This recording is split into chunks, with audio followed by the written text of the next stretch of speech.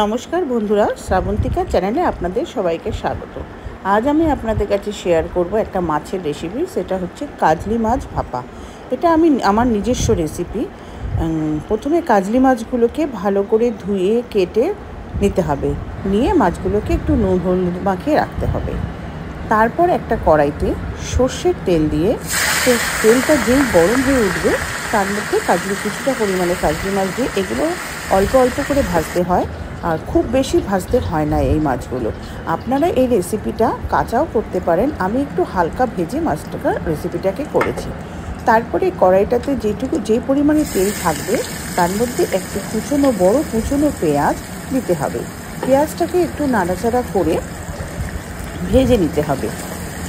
আমি এটাতে হালকা ভাজে মাছটা করেছি, তার কারণ হলো আমাদের বাড়িতে কাঁচা মাছটা সব খেতে চায় না, কিন্তু আমি কাঁচা মাছ দিয়েও করে দেখেছি, এটা খুব টেস্টিই হয় খেতে।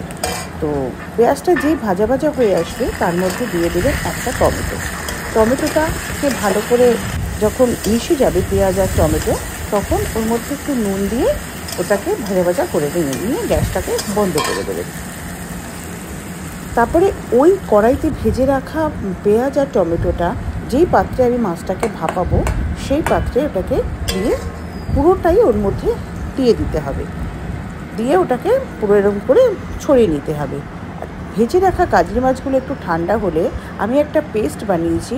আমার নিজস্ব তৈরি করা সর্ষে, পোস্ত আর তিল পেস্ট করে আমি রাখি। সেই গুঁড়োটার সাথে চারটে কাঁচা লঙ্কা দিয়ে একটা পেস্ট বানিয়েছি। সেই পেস্টটা ওই কাজলি মাছের গায়ে ভালো করে মাখিয়ে নিন। হালকা করে মাখাবেন, কারণ কাজলি মাছ একটু নরম হয় তো ভেঙে যেতে পারে। তারপরে দেবেন একটু হলুদ আর একটু নুন দিয়ে হালকা করে এটাকে মেখে নেবেন। আর আলগা করে না মাখলে মাছ তো নরম ভেঙে যায়। তারপরে ওই মাছগুলোকে ওই বাটিটার মধ্যে ভালো করে দিতে হবে। ভালো করে দিয়ে একটু খুন্তি দিয়ে তারপরে পেঁয়াজ আর মাছ একটু ওপর নিচ করে নিতে হবে।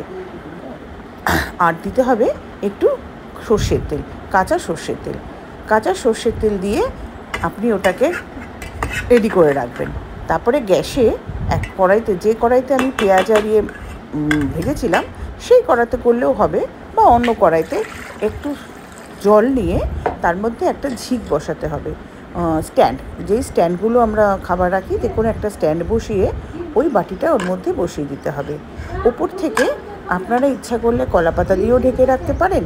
আমার কাছে কলাপাতা ছিল না, তাই আমি একটা ঢাকনা দিয়ে ঢেকে দিয়েছি। ঢেকে বেশ কিছুক্ষণ রাখতে হবে। তারপরে দুটো চেরা কাঁচা লঙ্কা ওর ওপরে দিয়ে দিতে হবে, দিয়ে আবার ঢেকে রাখতে হবে। নিভে আছে একটা মিডিয়াম ফ্লেমে এটাকে হতে দিতে হবে। নিয়ে তারপরে মাঝে মাঝে তুলে দেখবেন এটা হয়েছে কি না।